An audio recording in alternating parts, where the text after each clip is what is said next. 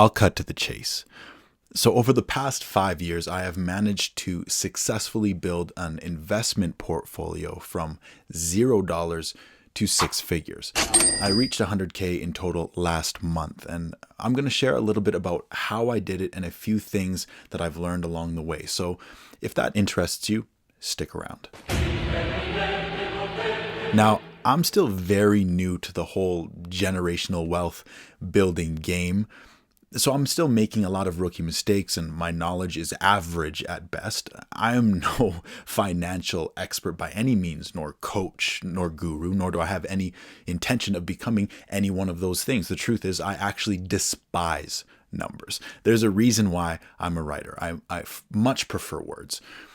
Now, I have to admit, talking about personal finances is a very vulnerable topic. So I'm feeling pretty exposed in doing so right now, but I think it will be worth it. I think it'll be really valuable for you guys, especially as I'm someone who is not so far outside of the reality of the average person as the highly successful multimillionaires who make up a lot of the content on this topic. So without further ado, let's get into the nitty-gritty.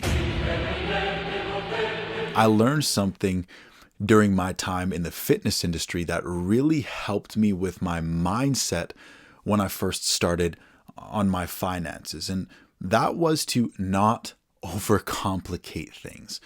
I saw so many people over the years make all kinds of excuses and try to do too many things all at once, who wanted some sort of secret magical formula to fitness. People who just could not accept that the answer was far more simple than they were making it out to be. 2 + 2 is 4. So I understood that I had to do my best to put all of my desires for fast money in the back seat if I was going to make this a lifestyle change and not some sort of crash and burn cycle where I make some money and then spend it all because my mindset was not actually set beyond my own nose, beyond external validation and instant gratification. I understood that I needed to focus on consistent effort and compound interest and let time do the rest. You can't force trees to grow faster. Instead, focus on planting the right seeds, and when it comes time to harvest, don't eat all of the fruit. Take more seeds and plant more trees. And then one day when you look back, you will find an orchard. And it all started with the faith of a single mustard seed. I also knew that I had to be careful of comparison and of the desire to be validated and keep up with the Joneses. I know I'm as prone to that as the next man. It's so easy to look around at all of the people who already have orchards at their disposal. Sometimes orchards that they didn't even play a part in planting themselves. People who seem to get to spend their time sitting in the shade and enjoying the fruits. It feels unfair. It feels like predetermined failure. But don't wish for soft hands. Don't wish for calm seas. As it's said, they don't make for a skilled sailor. I knew that I had to put my head down and stop looking over the fence and focus on the dozen trees that I had in my backyard and then figure out a way to multiply them to the best of my ability. I don't want to be someone who buries his talents and opportunities in the dirt out of fear, living a life of unfulfilled potential. So I knew that I had to come up with a plan. One of the first things that I did was I automated bi-weekly deposits of $250 into an investment account that I opened with my bank. I treated it like it was a bill, just like any other, and then I had to adapt my life around it accordingly. But this bill was being paid to me, to my company, to my investment fund. I was paying myself first. And honestly, it began to change a bit of my mindset around bills. I now try to look at things that I pay for regularly as investments.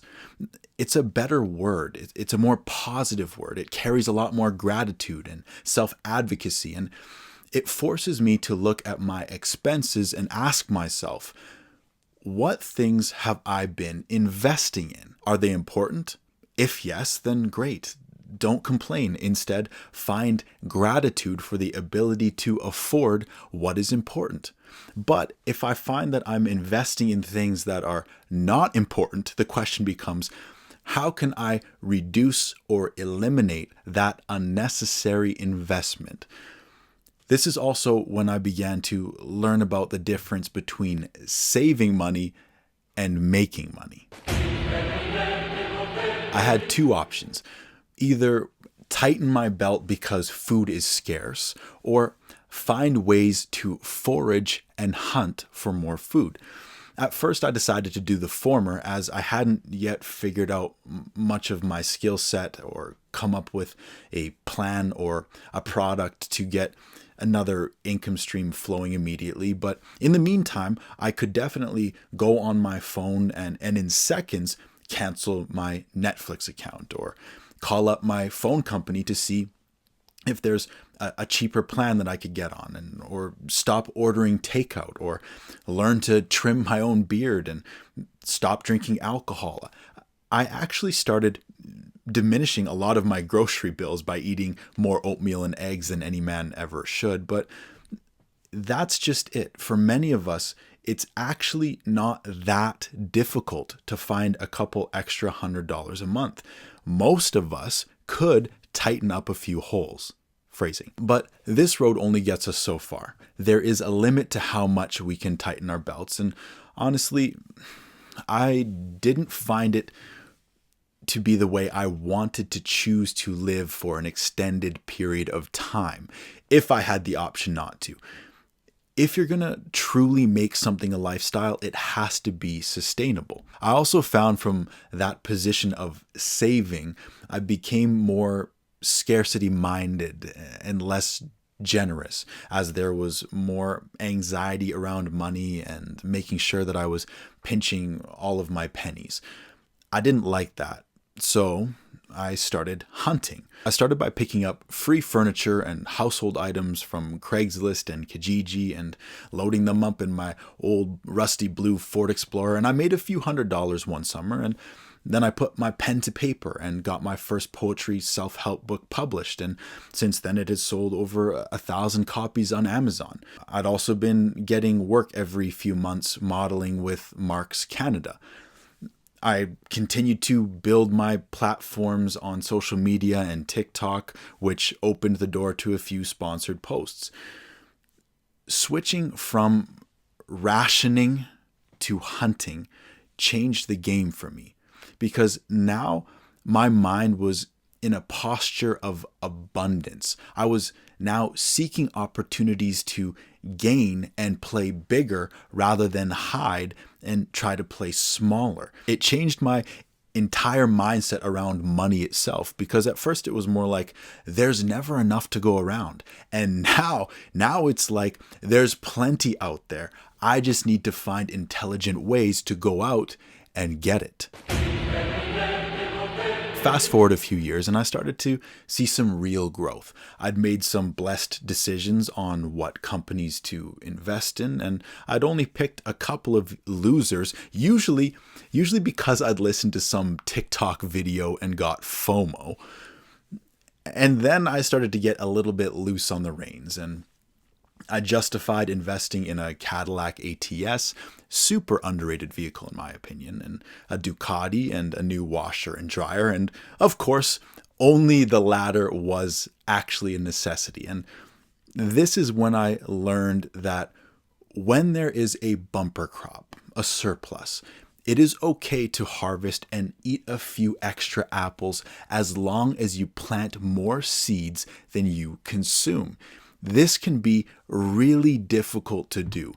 I'm not sure that I would have held back as much as I did had I not been building the muscles required to delay gratification for the years prior. And looking back from where I am now, I think that I was a little bit overzealous and I wouldn't have done that. I could have chosen a more cost-effective toy or two and took the extra 20 bands, and it would have been worth 30 or 40 by now, and I would have hit my 100K last year. But It's not helpful to live your life out of the rearview mirror, glance at it, learn the lessons, and then get your eyes back on the road ahead and apply those lessons. Besides, balance is important, and so is integrity. And if I'm going to be honest with you and honest with myself, even more importantly, I want to enjoy some nice things in life along the way. Do I get a little bit more validation from having nicer things? Yeah, sure. But is that so wrong? I don't think so, as long as you don't allow your material possessions to define you. In the words of Tyler Durden, the things you own end up owning you. I'm proud of how far I've come, and I have so much hope for how much farther I can still go. But to be honest with you, I'd trade the Caddy for a 4Runner any day. If you've made it this far, I commend you because you get it. You've probably noticed as well that most of what I'm talking about has less to do with the micro details of movements or me telling you what specific instructions and directions you need to follow, and more to do with the overarching objectives and the mindset required. Because you need to take these concepts and make them your own and apply them to your unique experiences and skill set. I've now come to a place where if I do nothing else, if I simply move all of my investments into ETFs and dividends based on the average trends of 5 to 10% growth compounding year over year, what I have effectively done in the past 5 years has set me up to have an account worth upwards of $700,000 by the time I hit 65, in a world where statistically fewer and fewer people are going to be able to afford retirement. 5 years of sacrifice and planting seeds now has the potential to grow into an orchard for my children and their children after them. In the words of Maximus Decimus Meridius, what we do in life echoes in eternity. And that is the truth, for better or for worse. Your life has the power to impact everything and everyone it touches. Even you doing nothing has an impact on someone that your life was meant to impact, or the people watching you, because you are a role model. Too many of us are so fixated on the 3 seconds in front of our feet that we never look up and see the horizon and the sky, the potential of how much farther we can go. And that's why you lack vision, because when you see an apple, all you see is something to eat. When I see an apple, I see seeds. It's amazing what a little consistency can do when you give it the space to compound in any area of life. Even talking physically, spending 5 years to become fit completely changes the entire trajectory of your life. Your relationships will change, the things you are able to do change, the people that you can inspire changes, the way that you see yourself changes. Everything changes. And all it took was the willingness to get your hands dirty and plant seeds.